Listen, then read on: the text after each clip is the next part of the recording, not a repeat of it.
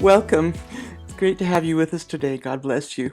I'm Pastor Rauna, and Jerry Paladino is here with me as we bring you another week 14 actually, of God at Work. And this week we're taking a journey to Nigeria. We even called it Aloha, Nigeria. And you'll see why as we get into the program a bit. I was at that time pastoring and living in Hawaii and taking the Hawaii Aloha into Nigeria. And you'll see in a little bit exactly why we've titled it that. But I really believe that you will be blessed watching what God was doing during our time there. There's some funny times and some exciting times, and times that you really see God moving.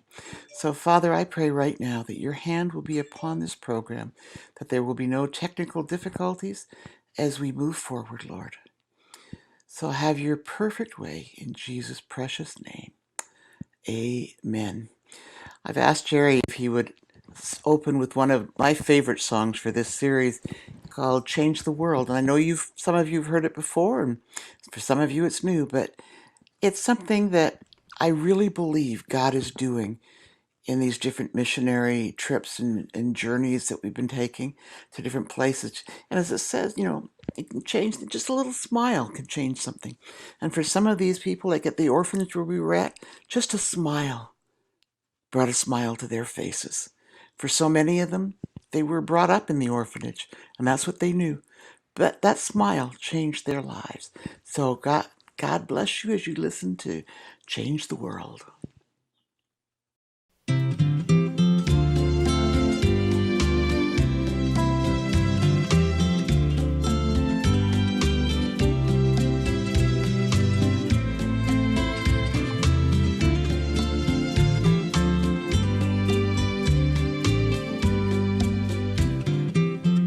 You can't change the stormy weather. You can't change the sands of time. You can't change the rugged mountain, so it's easier to climb.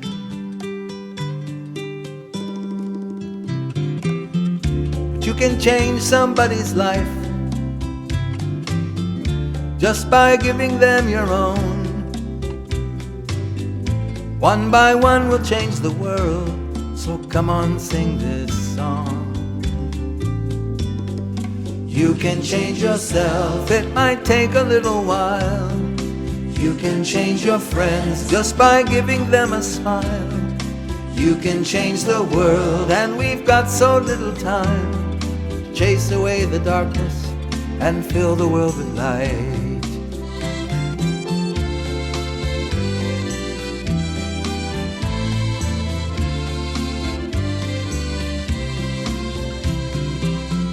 You can't stop the rain from falling.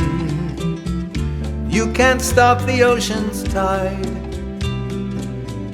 You can't stop the sun from shining, even if you try. You can change yourself, but you can stop that empty feeling. You can change the world of being all alone. Just put love in someone's life, you'll find lovers in your own. Yes, you can change yourself, it may take a little while. You can change your friends just by giving them a smile. You can change the world, and we've got so little time. Chase away the darkness and fill the world with light. You can change yourself, it might take a little while. You can change your friends just by giving them a smile. You can change the world, and we've got so little time. Chase away the darkness and fill the world with light. Yes, you can change the world, and we've got so little time. Chase away the darkness and fill the world with light.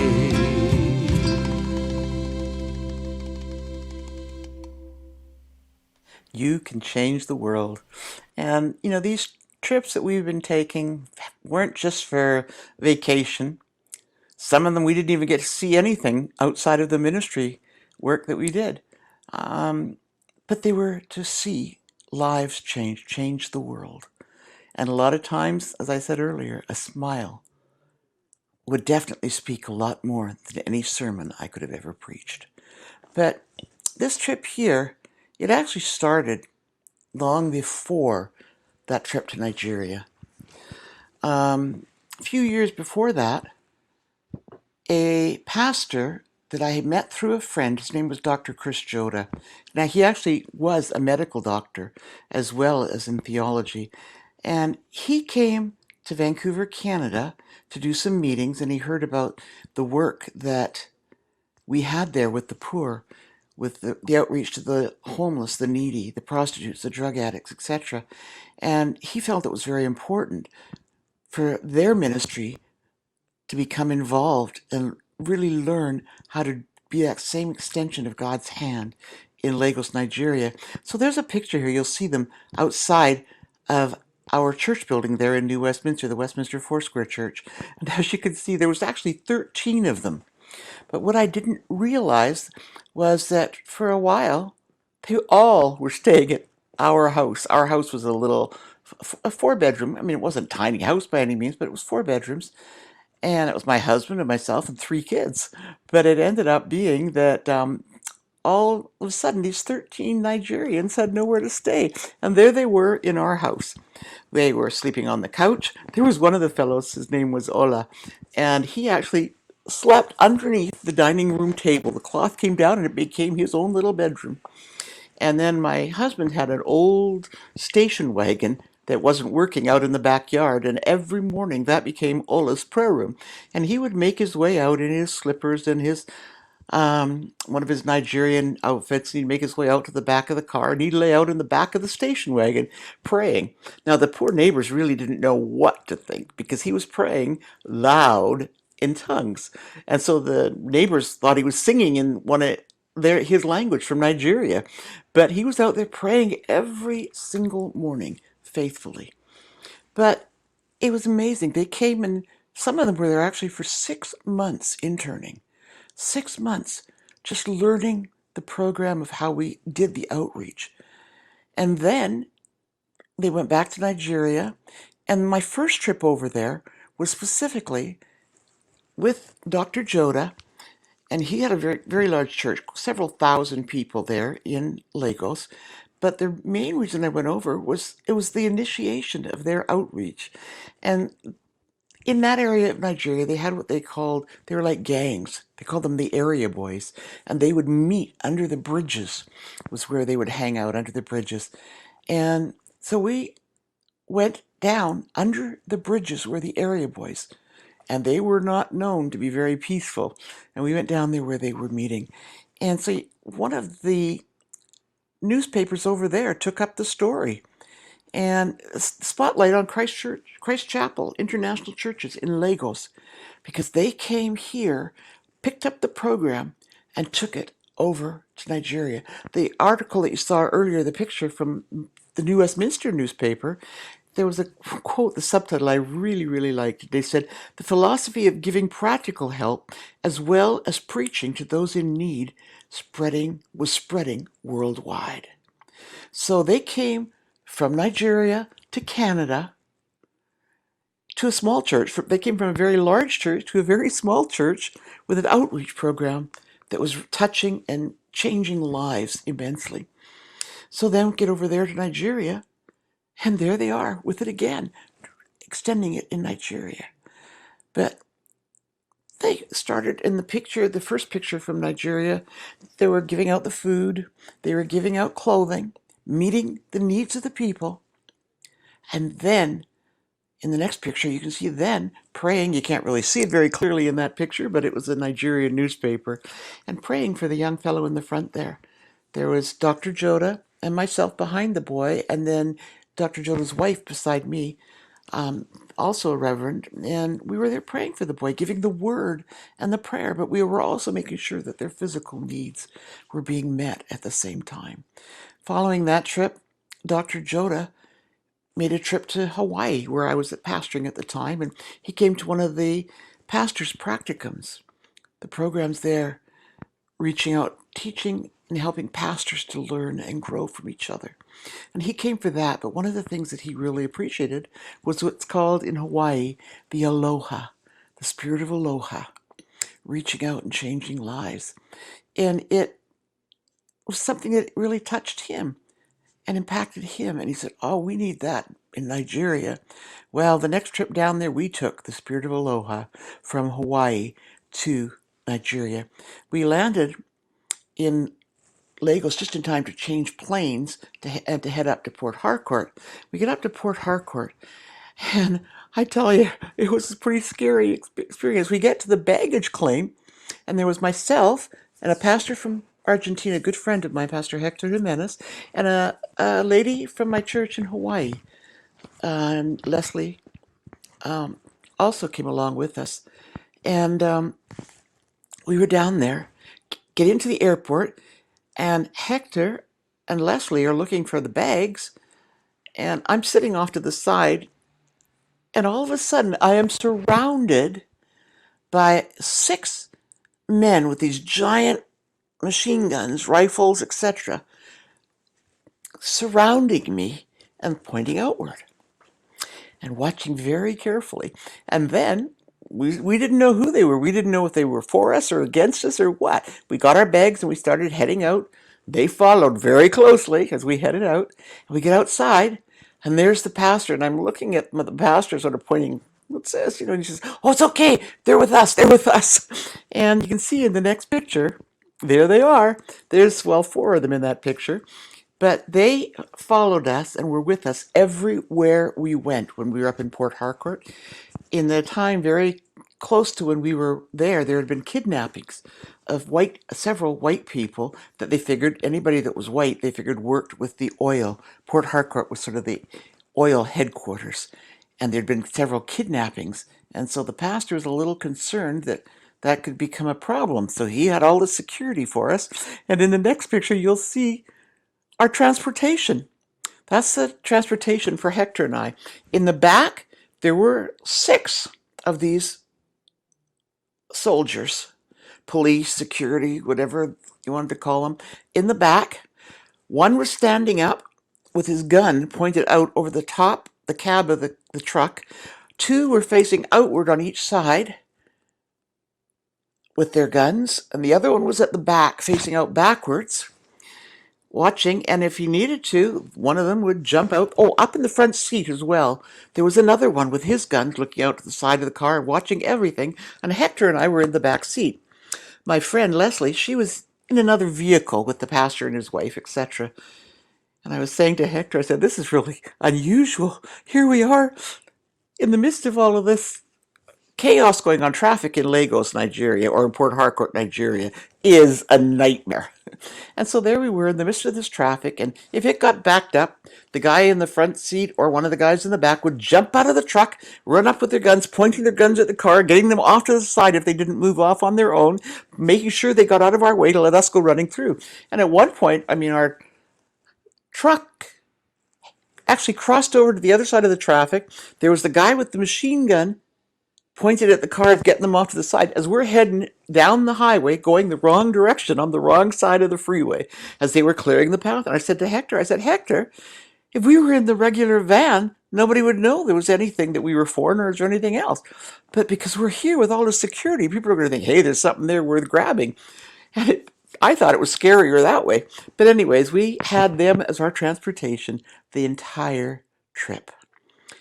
And we had evening meetings every night in this pastor's church, and during the daytime we were off doing other things, other types of ministry. But every single night we had a meeting, and God was just touching people's lives and moving immensely. There's a picture that's a very recent picture. You can see they're all wearing masks of the way they're set up now.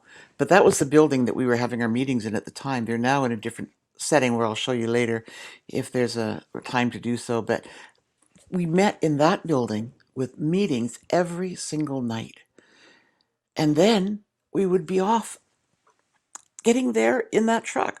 There was one time they had to go around about because there was a traffic jam, and they were going on all over the road through mud, slimy mud ice-covered roads just to get through because of the rain.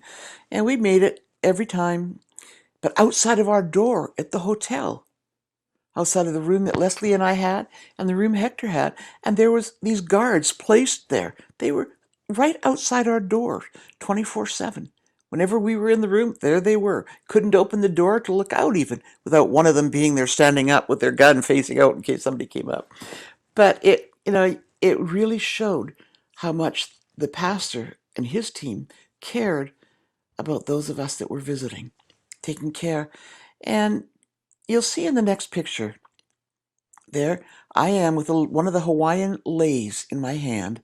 Pastor Hector's tying the other one tied up, ready to go. And there's Pastor Frank Akins and his wife, Dr. Elfleda Akins, and they're there as we're passing them their Hawaiian lei.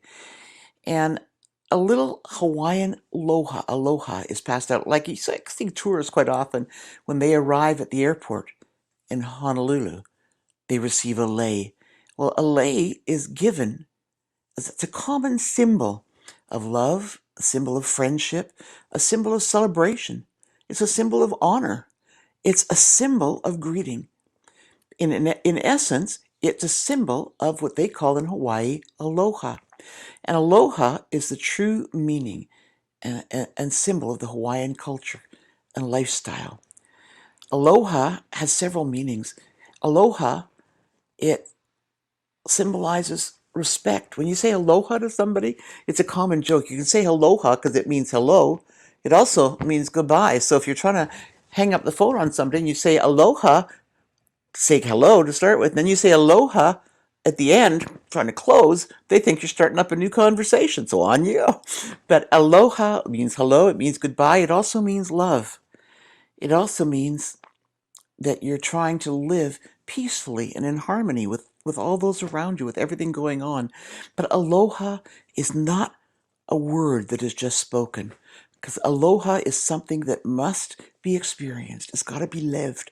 It's got to be lived. So we took these leis representing the Hawaiian aloha that Dr. Joda had experienced while he was in Hawaii, and gave a lei to each one of the pastors here, presented them with the lei, as well as not just the pastors. I had them for other reasons and gave them.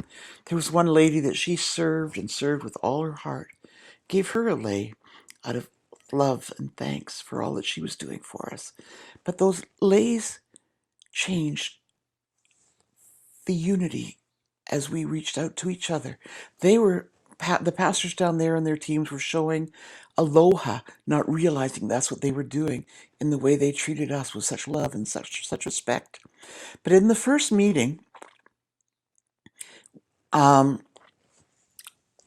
doctor in Hawaii, actually my endocrinologist, had given me the diabetes glucose blood testing monitor kits. And I had found out the trip before that diabetes was quite a problem, but most of the people did not have the little test kit that they needed to test their blood glucoses, and consequently a lot of people died because of it. My first trip over there, actually, he was one of the leaders in the church. He died from diabetes just because he had no means of testing his blood sugars. So I took these kits over and I gave them to some of the people that needed them. And I gave them out the very first night. You can see the picture of the meeting the first night. And right there, that's when actually I was getting ready to pass out the glucose monitors. And this couple that I'd given one of the monitors to, they both had diabetes. And before we finished our time there, they came to report that their blood sugars had normalized. Both of them, their blood sugars were back in the normal zone because they had a way of monitoring it. They had a way of knowing when they had to watch what they were doing and watch what they were eating because the sugars were too high.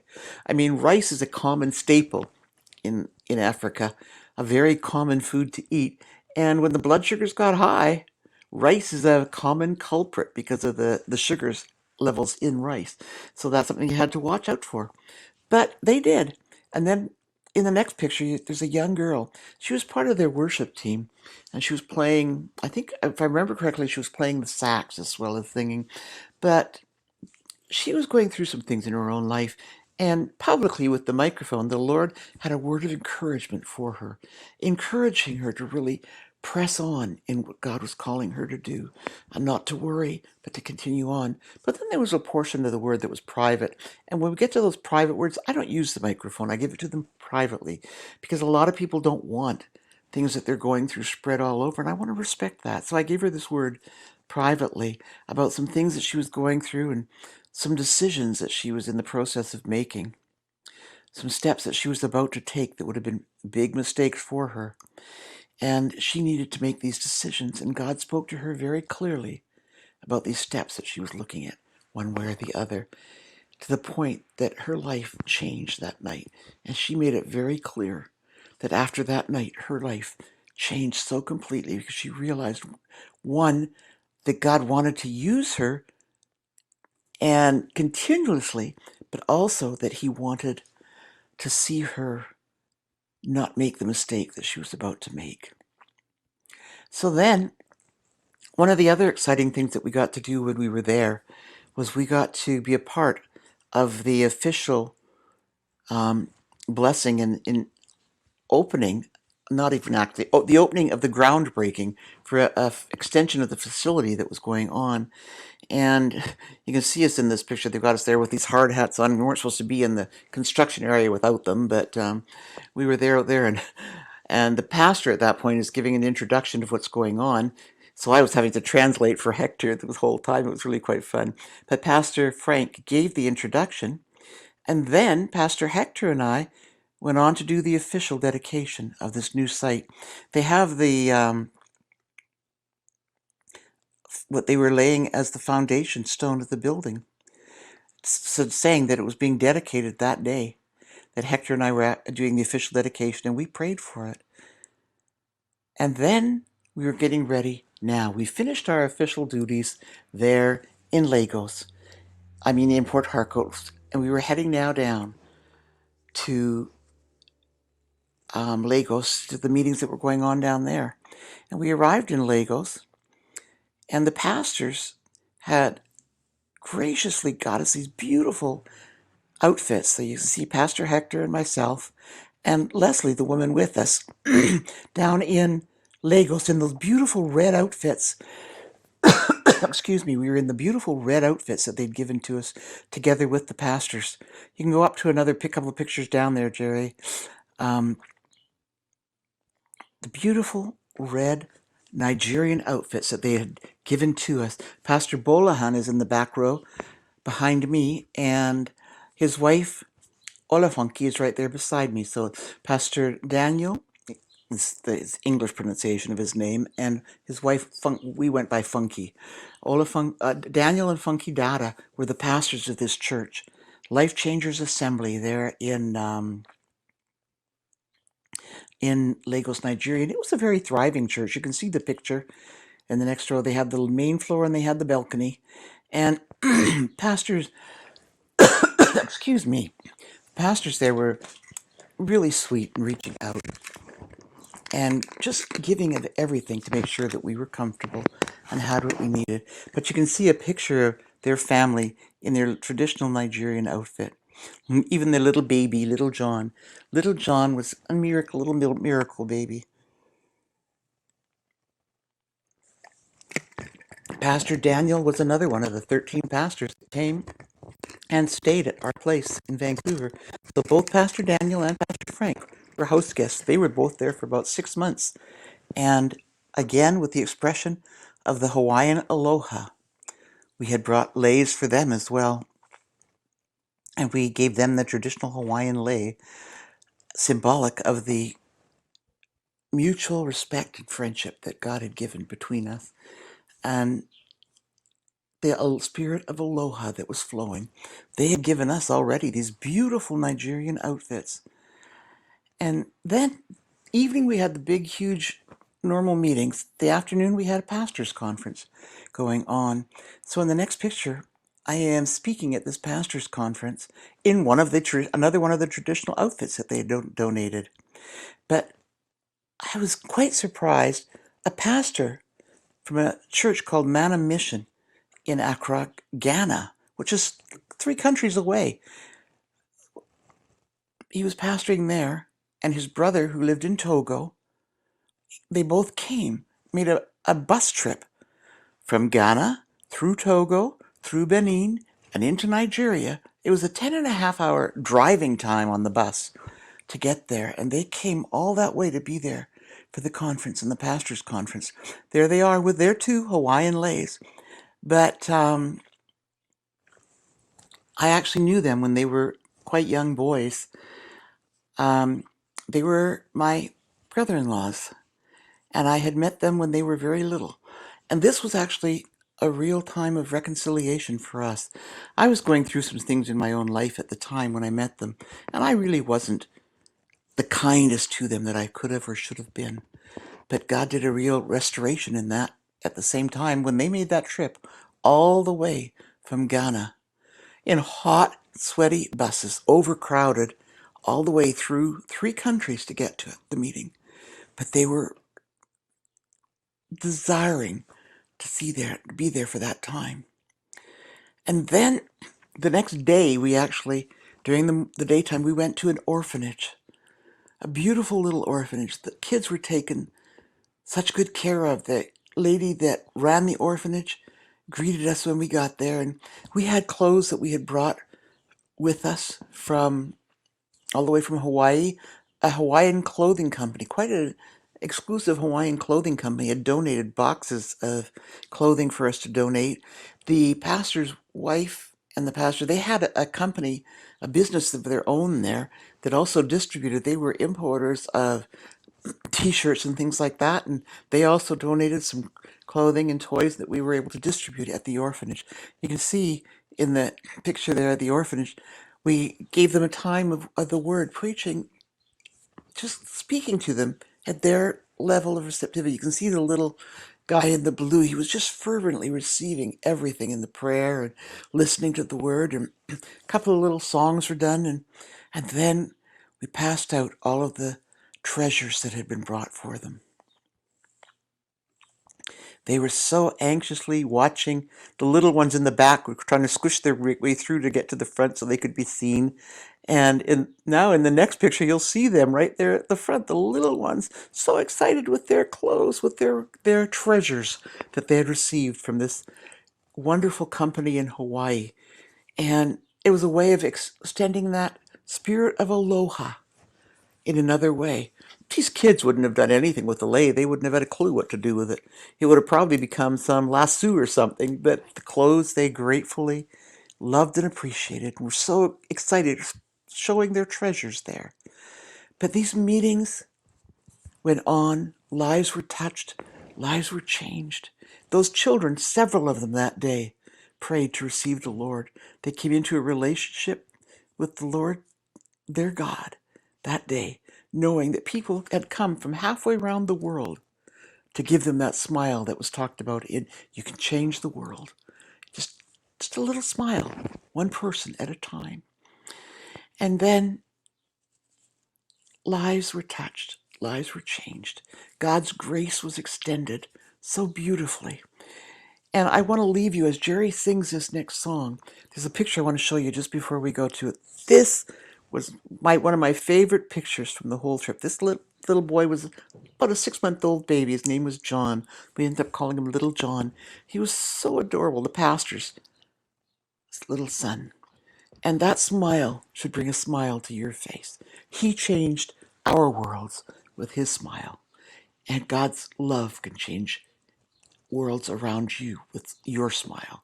So Jerry, can you go ahead with the song Amazing Grace? Because God's grace was amazing at what was accomplished in that time down there.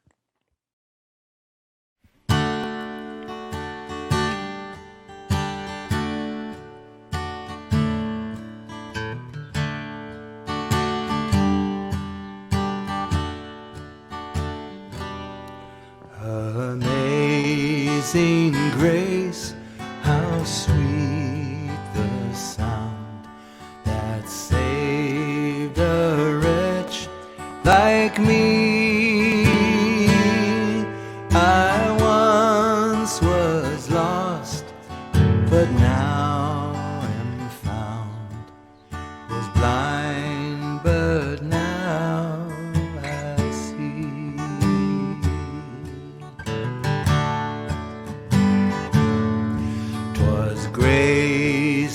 that taught my heart to fear, and grace my fears relieved.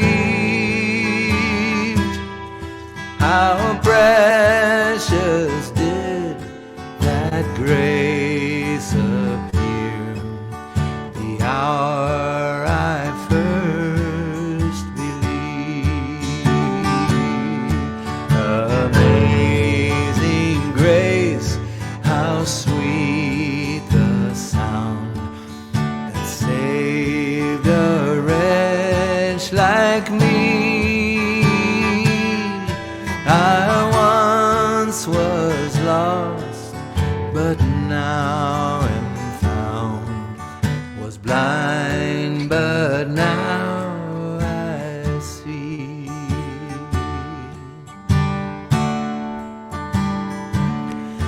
When we've been there 10,000 years, bright shining as the sun,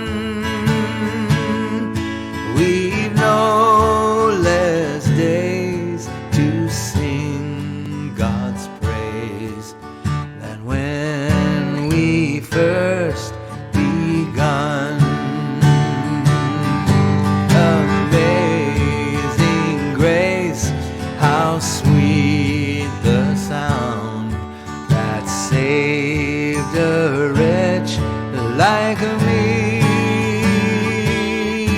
I once was lost, but now am found, was blind, but now I see. Was blind, but now I see. So blind, but now I see.